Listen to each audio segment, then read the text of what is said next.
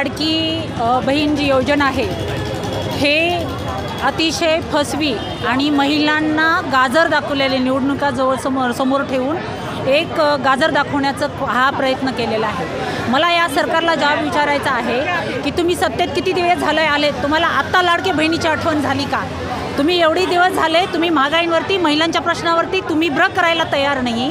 आणि राहिली लाडकी योजना ही शासकीय योजना आहे। ही योजना ना शिंदेच्या बापाच्या घरची नाही, फडणवीसच्या बापाच्या घरची नाही, अजित पवारच्या बापाच्या घरची नाही, ते आमच्या हक्काची जनतेच्या पैशाची लाडकी योजना आहे। आणि त्या योजनेचे पैसे रवी राणासारखा दलाल माणूस भाजपचा त्यांनी सांभाळलेला, तो म्हणतो की तुम्ही जर मतदान आम्हाला नाही केलं तर तुम्हाला आम्ही पैसे परत घेऊ। अरे हा रवी राणाला माझा प्रश्न आहे, ते पैसे का तुझ्या बापाच्या पैसे शेतातले पैसे आहेत का तुझ्या बापाचे घरचे पैसे? आज ह्या माध्यमातून ह्या योजनेच्या माध्यमातून ह्या शिंदे सरकारचा सर्वात प्रथम मी निषेध करते। त्यांनी लाडली योजना आणून आमच्या महाराष्ट्रातल्या सर्व बहिणीचा अपमान केलेला आहे आणि हा अपमान आम्ही कदापिही सहन करणार नाही।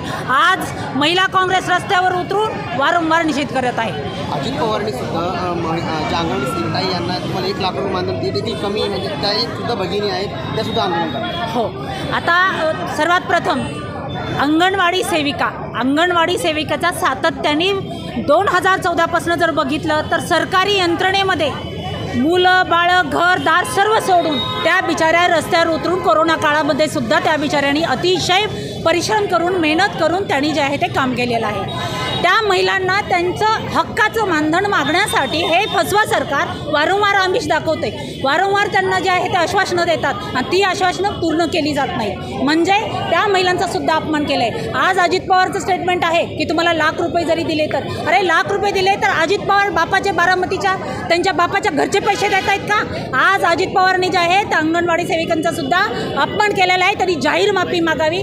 यापुढे जे आहे महाराष्ट्रातल्या सर्व मी महिला भगिनींना विनंती करेन की ह्या फसव्या आणि लबाड ह्या शिंदे सरकारला अजिबात मतदान करून हे ना घरचा रस्ता दाखवायचं काम करावं। धन्यवाद। आंदोलन करताय तुम्ही, फार वेगळ्या पद्धतीने आंदोलन करताय, काय मागणी तुम्ही? आमची मागणी आहे, काल जे स्टेटमेंट रवी राणा जो भाजपचा दलाल आहे, आम्ही त्याला आज दलाल म्हणू, कारण की ज्या प्रकारे त्यांनी स्टेटमेंट केलेलं आहे या महाराष्ट्रातल्या लाडक्या बहिणीचा अपमान त्यांनी केलेला आहे। म्हणून आपल्या मीडियाच्या माध्यमातून आम्ही त्याला सांगू इच्छितो की महाराष्ट्रातला जो पैसा आहे तुझ्या खिशातला आणि तुझ्या बापाच्या खिशातला नाही, हा महाराष्ट्राच्या जनतेचा पैसा आहे। हा महाराष्ट्रातल्या जो टॅक्स पेअर आहे, जो टॅक्स भरतो त्याचा पैसा आहे, जो लाडक्या बहिणीला जाणार आहे, तो तुझ्या खिशातला जाणार नाही भावा। आणि तुझ्या शब्दाचा वापर केलेला आहे, त्याकरिता तुला तू महिलांचा अपमान केलेला आहे, म्हणून तुला माफी या महाराष्ट्रातल्या लाडक्या बहिणीची मागावंच लागेल, ही आमची महिला काँग्रेसची मागणी आहे।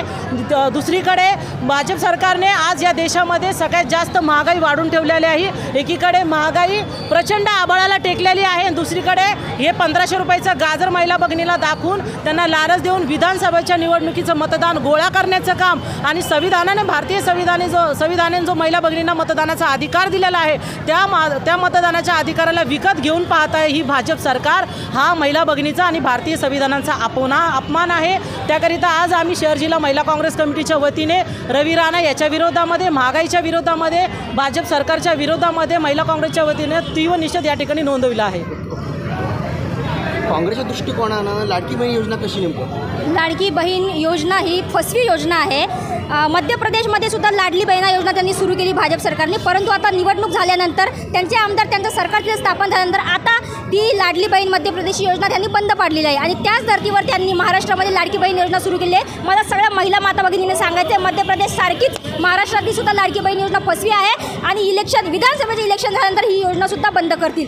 लाडकी बहीण ही महाराष्ट्राची महायुतीची लाडकी बहीण नसून सावत्र बहीण आहे आणि मी अजित पवारांनी सुद्धा काही दिवसापूर्वी स्टेटमेंट केलं होतं की तुम्हाला जर लाडकी बहीण योजना सुरू ठेवायची असेल तर महायुतीचं बटन दाबा। तर मी अजित दादांना सुद्धा आणि रवी राणाला सुद्धा आव्हान करते, जेव्हा तुम्ही छत्रपती संभाजीनगरमध्ये येणार तर या काँग्रेसच्या सावत्र बहिणी यांना रस्त्यावर फिरू देणार नाही, असं मी खुलं आव्हान अजित पवारांना आणि रवी राणांना करते काँग्रेसच्या वतीने।